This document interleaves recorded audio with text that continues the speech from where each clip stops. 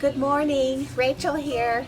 I'm really excited to bring to you today some ideas that we have for creating more of a cottage garden feel for this area. Recently you saw us put in all these flowers right here and plant the pots, but we wanted to have something with a little bit more height that would go along this railing here.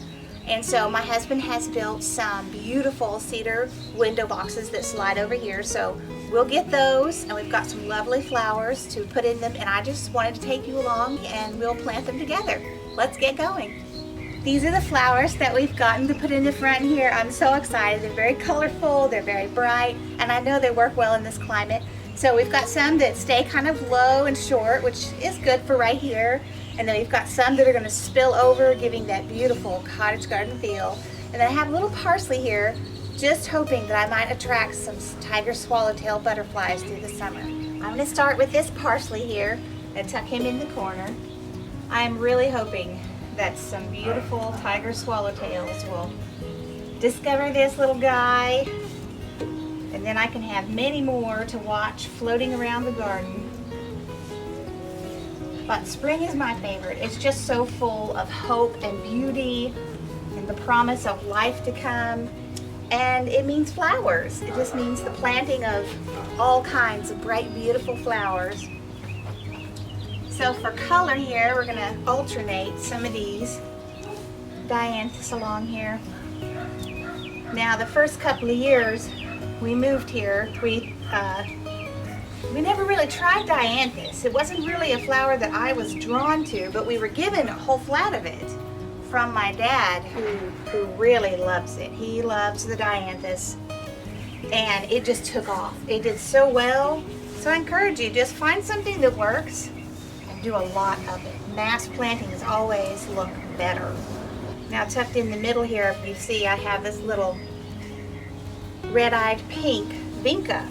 Now we planted those probably the first year or two that we were here in our flower bed, and didn't have any idea how it would do, but it just took off.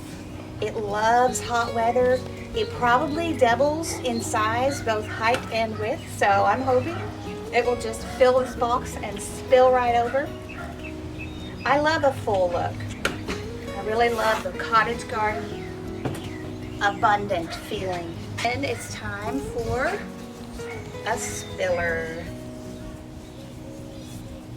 I am so grateful for my husband making these boxes.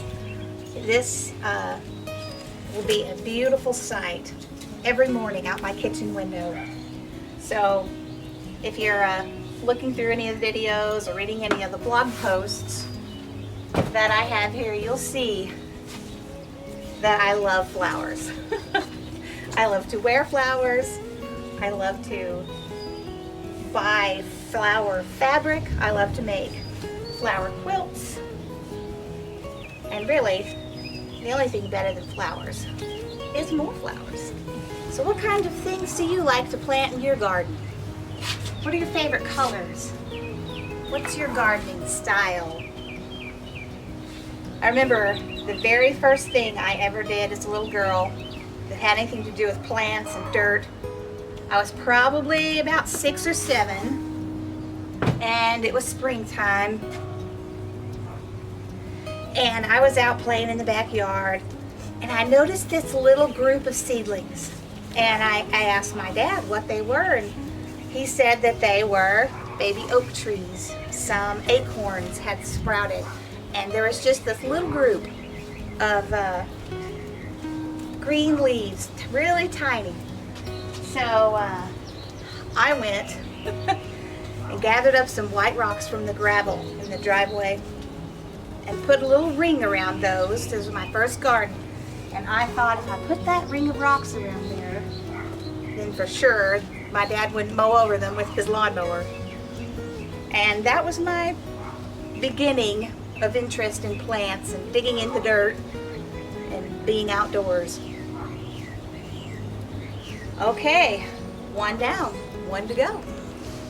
I absolutely love how this lime green is looking against this warm cedar wood. Just that sharp contrast and bright color is so beautiful.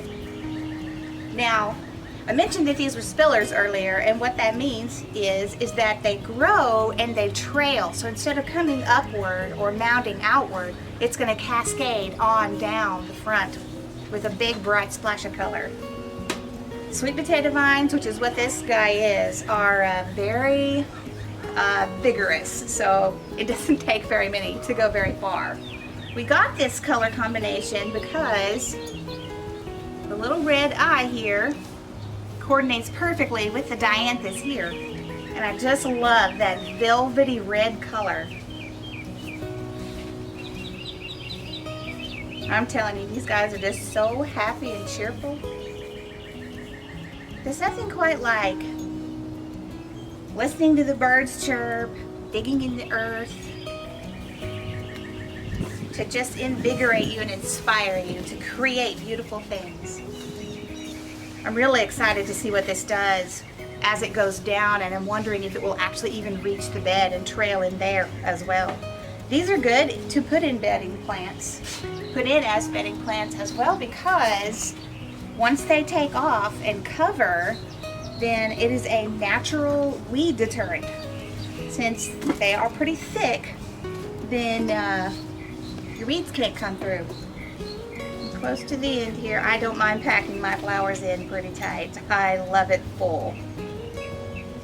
I really like having all this here right by the entryway, because this is where people come in when they come to visit. This is just, to me, it's a wonderful place to welcome people, make them feel at home, for it to be bright and cheerful. Just picking out these simple flowers that are easy to grow can inspire someone else to just try it. Just try. You never know how well it's going to work. Sure, you're going to have some that don't, but you're just never going to know what will work and how you can make your home beautiful and welcoming too. Thank you for joining us today.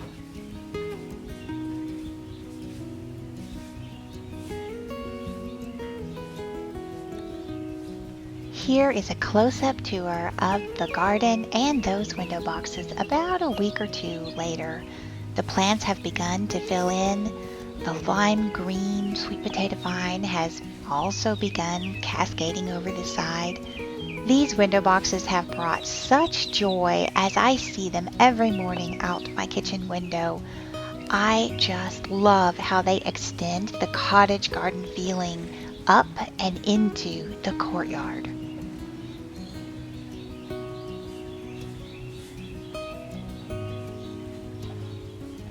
If you love gardening as much as I do, and the cottage garden is your style, you will enjoy watching our video on creating a cottage garden entry.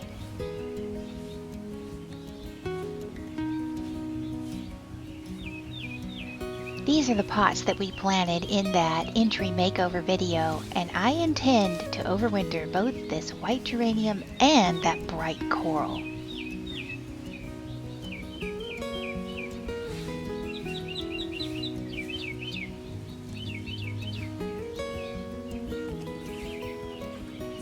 If you're curious how these window boxes were built, check out my blog post in the description box below. There are detailed pictures for how Matt designed these boxes and built them. They are complete with drainage holes and liners. We decided on 2 small window boxes instead of one large long one, because they would be easier to maneuver when they need to be emptied out in the fall, replanted in the spring, and also they would be lighter once they were full with the soil, the plants, and watered.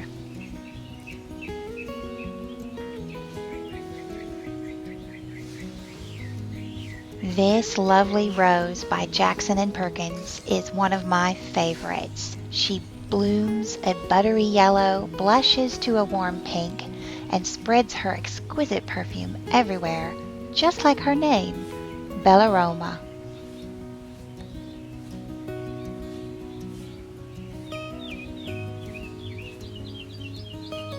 Thank you for joining me today as we planted these window boxes. I enjoy sharing my garden with you. I look forward to our next visit, and until then, take care.